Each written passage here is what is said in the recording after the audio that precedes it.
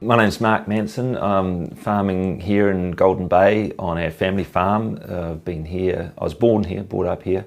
Was never going to be a farmer, but came back in the year 2000, so it's 12 years ago now, 13 years ago now. Married my wife Laura 10 years ago, and we have 2 children. Bought the family farm 4 years ago now. After share milking, we were 30% share milkers for a start, then 50% share milkers, then bought the farm with my parents' help, and here we are.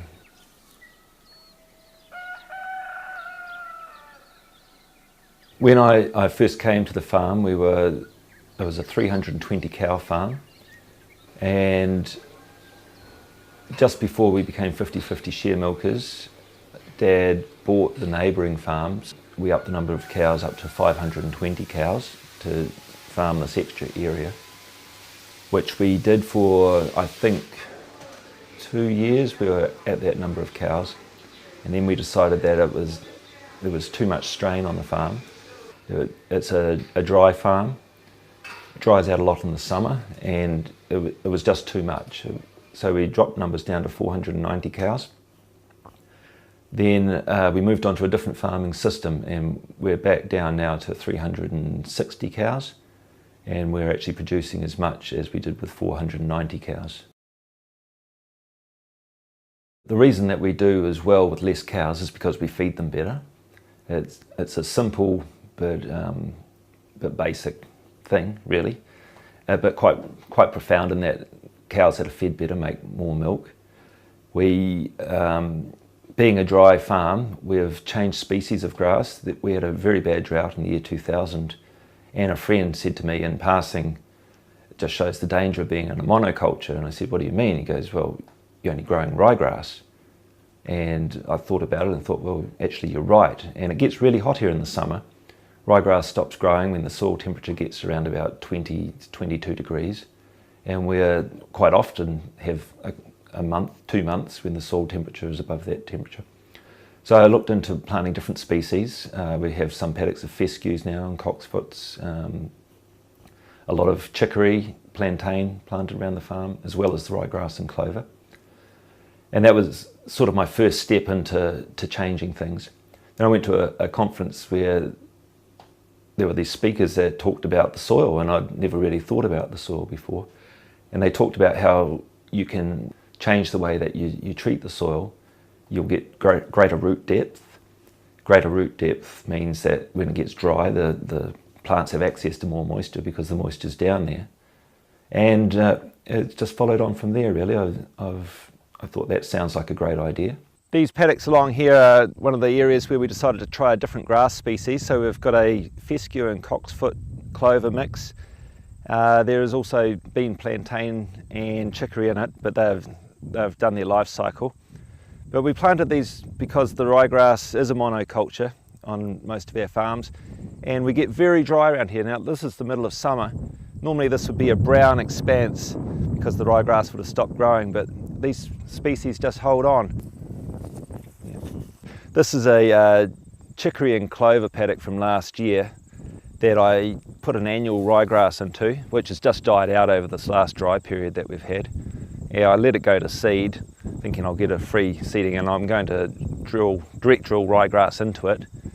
It has a really thick clover content in it, and that's part of the beauty of doing this, is that as we grow it over the summer, there's the chicory and the clover which we graze off. We break graze it off as a crop multiple times, and then in the autumn we plant ryegrass.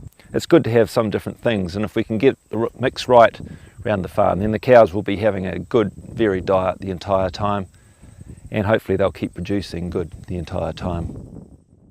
What we've done is we've changed our focus from the replacement theory, where you theoretically take so many nutrients out of the farm and then you just put them back on as a form of fertiliser. And we've changed our focus to looking at the base saturation of the soil, which is focusing on the pH made up of the calcium, magnesium, the potassium and the sodium, and getting the ratio of those elements in the soil correct. And then once they're at the correct level, then you can focus on trace elements, and the soil then begins to work in a much better way. It becomes more resilient. When you have too much moisture, it can absorb it better, and the soil structure holds together better rather than getting more compressed. We have more worm life. One of our biggest problems was soil compaction, which comes from running too many cows, particularly in the winter. Once you compact soil, you run into issues like thistles love compacted soil, grass doesn't grow so well. If you destroy the soil via pugging, it takes years for it to come back properly. So these are things that we just weren't paying so much attention to, but now that we are, we're actually getting better results. Everything is easier now on the animals, on us. The animals being better fed, they're happier, more contented, and when the animals are happy, we're happy. The stress just isn't there. The family's happy because we can spend a lot more time with them and not being stressed out, not having to go out and feed out again because we're short of grass. And the cows are mooing at the fence. They just don't moo at the fence now. We'd always find we'd get into late January and we'd really need to get rid of some cows. We were overstocked. We couldn't feed them properly. But we couldn't get rid of cows yet because we didn't know who was pregnant, who wasn't. There were only a few old cows that we could cull that we knew we weren't going to keep. And we had to wait until late February to pregnancy test the cows so that we could actually destock enough to feed the cows in the summer. The way that we work things now, we farm through the summer. We have enough feed for all those cows. Whereas previously, you'd be sweating at this time of the year. I've got to get rid of some cows. I really have to get rid of some. But now it doesn't matter at all. It's much easier. Dad would look around and he'd go, oh, it doesn't look right. Grass looks hungry to me. The ground looks hungry. And so he did his own blind tests. And he went around the farm, and there were about 4 different areas where he tied a little bit of string onto a post, and he'd do things like put the equivalent of 300 kg of sulphur super on one, a couple of 100 kg of potash on another, some nitrogen on another. And he thought, we'll see a result here. We'll see that Mark's doing things wrong. But nothing happened. We couldn't tell where he put anything on. So obviously nutrients weren't the limiting factor. Our biggest limiting factor is moisture. There's just 2 of us work here, myself and my employee Jamie. In the spring, Dad rears the calves and does a great job, and we employ another guy to cover our weekends off.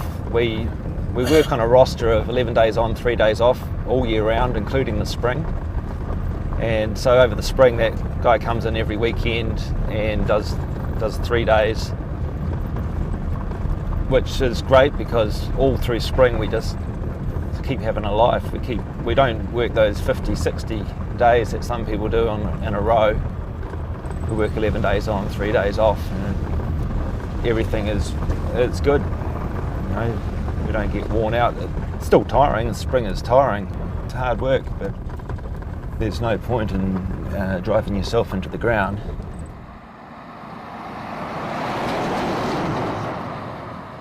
I feel like we are doing a biological farming program because it's based on the soil and keeping the soil in its optimum condition. The actual structure of the soil, the colour of the soil, the worm numbers, what's growing in the soil, the texture, the ground cover, how deep the roots go, the pH.